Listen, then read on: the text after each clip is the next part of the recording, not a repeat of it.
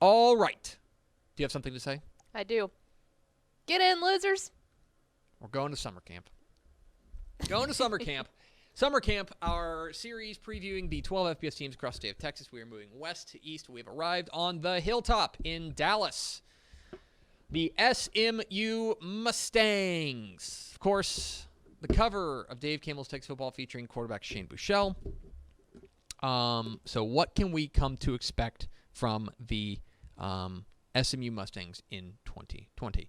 Again, big overarching caveat. We still don't know what SMU's schedule looks like. What? How not? We still don't. We believe that they're going to be playing Texas State on the 29th. They moved that game up. We won't know I don't until know. we find out. I don't know why they would move a game up, but that's neither here nor there. Okay, let's get to the SMU Mustangs. What's the state of the program? The state of the program is probably the best it's been since the death penalty. The state of the program is very strong. Obviously, coming off their first 10-win season since the 80s. And Sonny Dykes is very clearly building something there at SMU.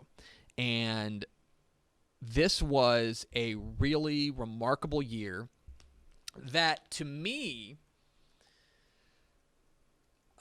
it's weird. It's weird to ask this question about SMU because they haven't had sustained success, right? They've done it for 1 year, and there's a lot of programs that have done it for 1 year, right? They need to have that sustained success. What I'm also very interested in is seeing if they can transition from the way they built their program, which was on the backs of a lot of JUCO transfers, a lot of guys who were given second chance, a lot of grad transfers. Can they then turn that into getting great recruiting classes? Mm-hmm. Now, their recruiting class in 2021 is looking very strong right now. It is. So can they make that transition? I don't know, because nobody's ever really tried it, to build a program almost entirely based year by year by year on JUCO transfers. Mm-hmm. And that's kind of, or JUCO, I say JUCO, but like transfers. Shane Buechele and et cetera, guys who started at another college end up at SMU. The question for me is, can they supplement that with better recruiting and make this a more sustained thing? I think the American Athletic is there for contention. And they could be the team to be reckoned with. But I think that they have to show that this is sustainable and show that they can not just continue to get great transfers, but also get great recruits, get great high school recruits as well. Mm-hmm. That's my big question. I think the state of the program is very strong. Yes. There's no reason to worry about SMU, but I want to see if they can go from being that cool team that nobody talked about that ended up being a surprise to the team that we're talking about every single year as a contender. That's a big question for SMU.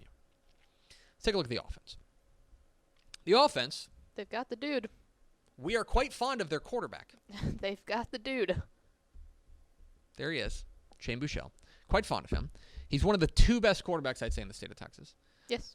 This is a really, really solid.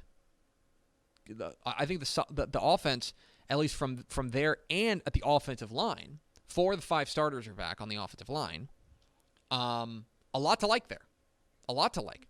Now, they also have, they lose James Prochet, mm-hmm. but they've got some receivers that I think are going to be really solid. Reggie Roberson Jr. is awesome and a true, I think, number 1 receiver.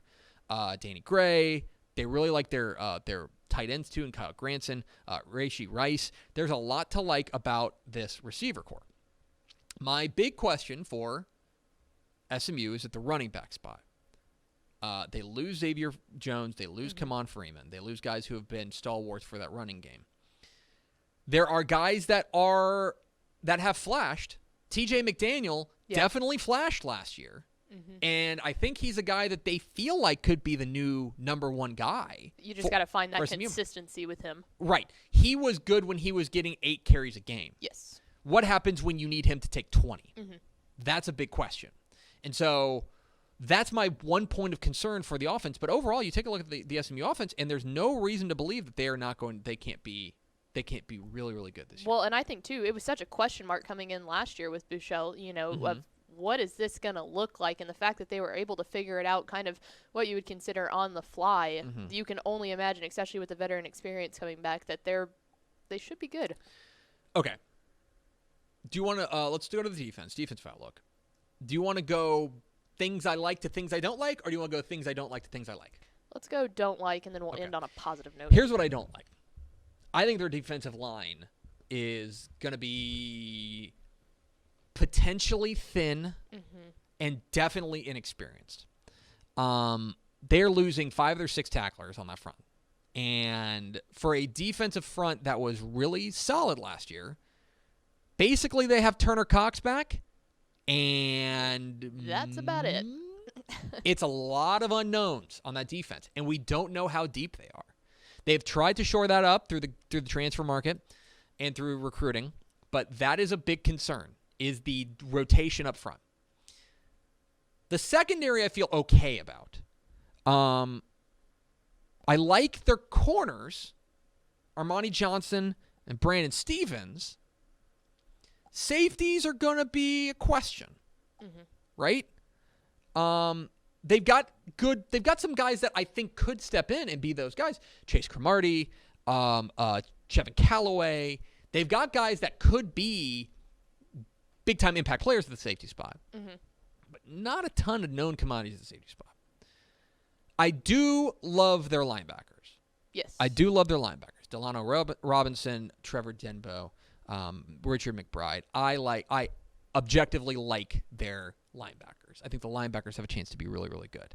So that is it's a hodgepodge, and it's like that. You can compare that to the offense was last year. You didn't really know if they can come together, then they have a chance to be really good. But if they can't, then it could get really ugly. Yes, exactly. So there are the defense, and the defense last year I think got better as the season went on.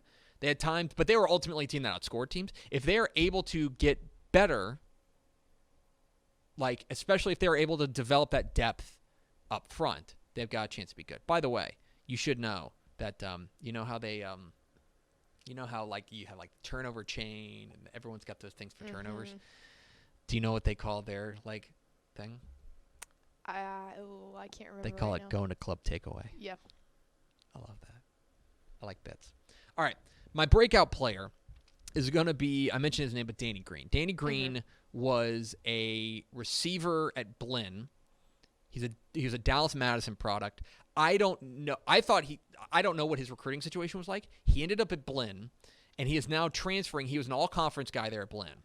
He's now transferring, and I think has a guy, especially when you're stepping into that offense where they're not asking him to be the number 1.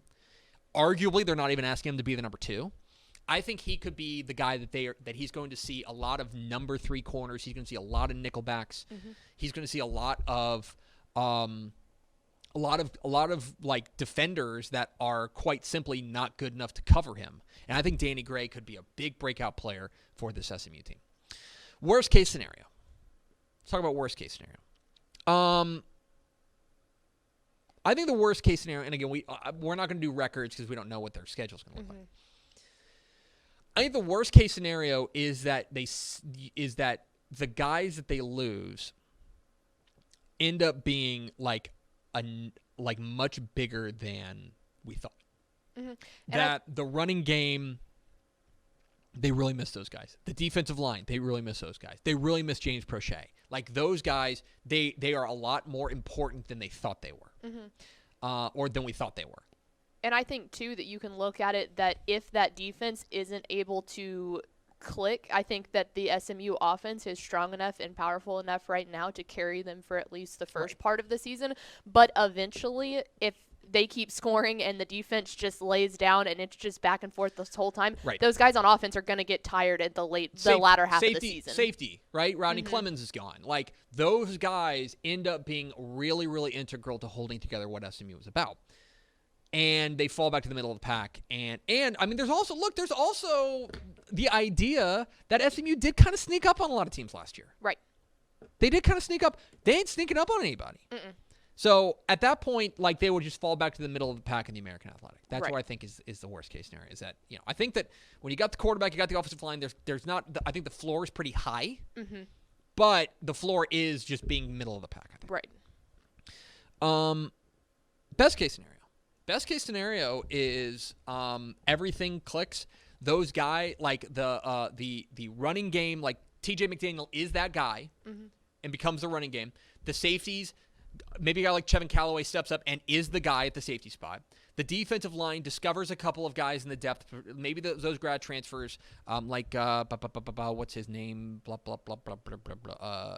Levelston, who's a transfer from Tyler Junior College. Those guys step up and make an immediate impact. They get a good depth there, and I mean we don't know what the schedule is going to look like, but the schedule breaks in the right way, and suddenly they are right back challenging for another. Again, we don't know how many bowl if those are available. I mean, look, if we thought it could have happened last year. They could play for an American title. Memphis played last year in the Cotton Bowl. They could play for a title. They could play for a conference title. If things break, I mean, there are not many teams in the state that can say that they feel really good about the quarterback spot. They feel really good about they feel at least pretty good about the offensive line and the receivers, and they feel pretty good about the middle of their defense. SMU is one of those teams. And the expectation level has been heightened, but I do think the best case scenario is that they are contending for the American Athletic Conference title again, and they are able to and we're talking about them playing meaningful games whenever the late season is. So that's best case scenario, and that is SMU summer camp. Please make sure you tip your counselors. That is just the worst one that you could do. Do you not tip your counselors? You went to different camps than I did, homie. You had that Coppell camp coming in. I don't know what that means.